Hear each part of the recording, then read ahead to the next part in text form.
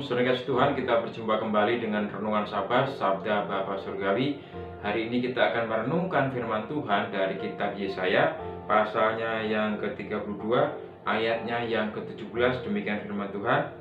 Di mana ada kebenaran, di situ akan tumbuh damai sejahtera, dan akibat kebenaran ialah ketenangan dan ketentraman untuk selama-lamanya. Saudara kasih Tuhan, tema firman Tuhan untuk hari ini adalah berkat hidup benar di hadapan Allah. Ini merupakan nubuatan Yesaya yang disampaikan kepada bangsa Yehuda, di mana Yesaya menyampaikan tentang murka Allah, yaitu penghukuman yang akan terjadi di tengah bangsa Yehuda oleh karena pelanggaran-pelanggaran mereka. Kita bisa melihat dari ayat 9 sampai dengan ayat yang ke-14, di mana ayat 9 Yesaya berkata, "Perhatikanlah perkataanku." Ini merupakan peringatan bagi bangsa Yehuda tentang sesuatu yang akan terjadi, bahwa Yehuda akan mengalami suatu krisis, akan mengalami suatu kehancuran. Meskipun pada saat firman Tuhan itu disampaikan, Yehuda dalam keadaan baik. Saudara kasih Tuhan, dalam ayat 9 sampai ayat yang ke-11 kita bisa melihat faktanya bahwa Yehuda dalam kondisi aman. Bahkan keadaan Yehuda penuh dengan hasil panen yang sangat melimpah. Tetapi mereka akan meratap. Di ayat 12 dikatakan, "Ratapilah ladangmu yang permai dan pohon anggurmu yang selalu berbuah."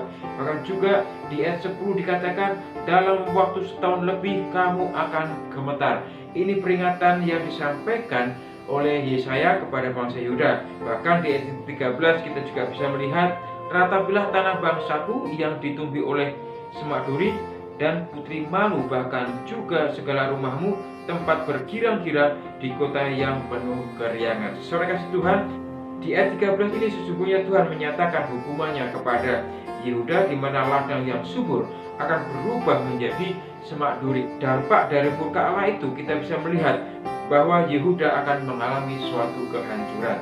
Meskipun akan ada penghukuman atas Yehuda, tetapi Tuhan tetap memperhatikan orang-orang yang hidup berkenan, yang hidup benar di hadapan Allah. Bahkan juga Tuhan akan memberkati mereka yang hidup di dalam kebenaran.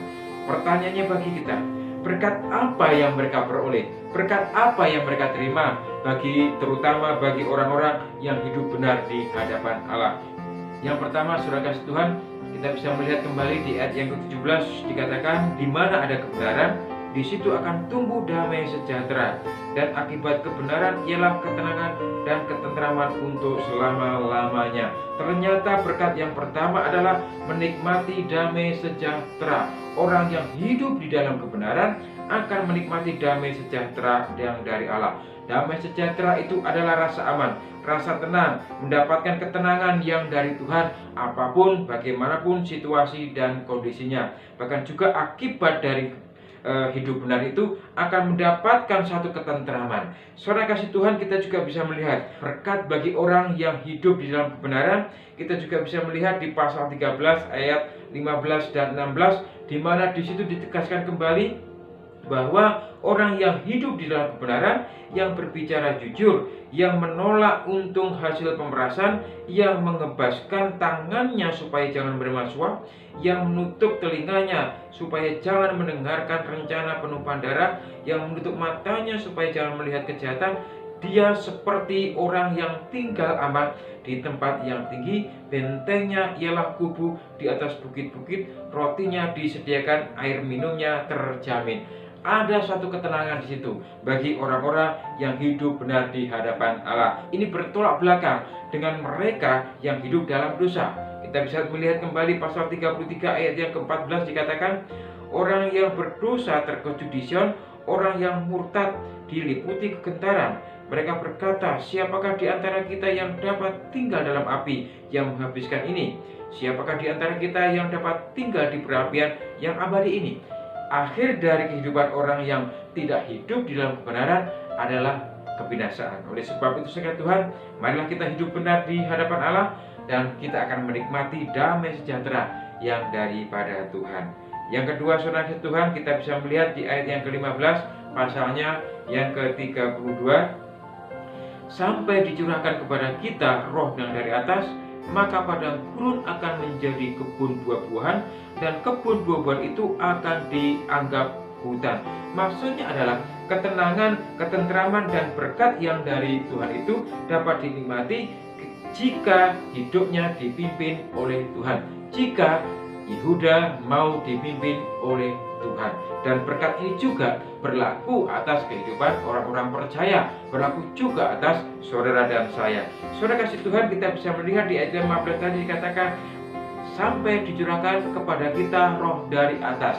Saudara kasih Tuhan, ini berbicara masalah roh Tuhan, yaitu Roh Kudus, di mana pekerjaan Roh Kudus kita bisa melihat di dalam kitab di dalam Injil Yohanes pasal 14 ayatnya yang ke-16 sampai 17, bahwa pekerjaan Roh Kudus adalah menyertai kehidupan orang percaya.